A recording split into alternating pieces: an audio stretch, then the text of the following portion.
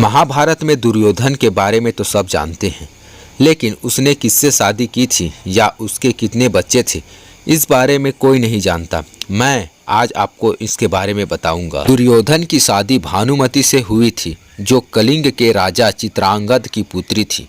भानुमति को उस समय की सबसे सुंदर स्त्रियों में गिना जाता था। वे द्रौपदी जितनी सुंदर थी। कहा जाता है कि भानुमति ने अर्जुन की वीरता की कहानी सुन रखी थी और वे उसे मन ही मन अपना भावी वर माना करती थी।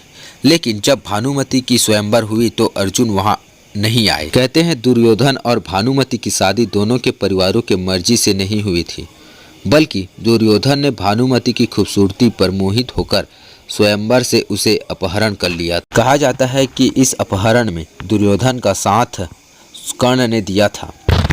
कर्ण ने भानुमति के साथ साथ उसकी सहेली सुप्रिया का भी अपहरण किया था। दोनों का विवाह एक ही मंडप में एक दूसरे के साथ। कहा जाता है कि भानुमति और दुर्योधन के 2 बच्चे हुए थे। दोनों जुड़वा थे। लड़के का नाम लक्ष्मण और लड़की का नाम लक्ष्मणा रखे हुए। जब महाभारत युद्ध में दुर्योधन की मृत्यु हुई तो पांडवों ने भानुमति को पूरा सम्मान दिया था। इसके बावजूद वे भविष्य को लेकर शंका में थी। इस शंका को दूर करने के लिए भानुमति ने अर्जुन के सामने विवाह का प्रस्ताव रखा था। दरअसल भानुमति इसके जरिए अपने दोनों बच्चों की सुरक्षा की पुष्टि करना चाहती थी। भानुमति का दूसरा विवाह करने का उद्देश्य यह था कि आगे चलकर कभी भी पांडव और कौरवों के बीच युद्ध न हो। जब अर्जुन ने भानुमति के उद्देश्य को जाना तो अर्जुन ने भानुमति से विवाह कर लिया।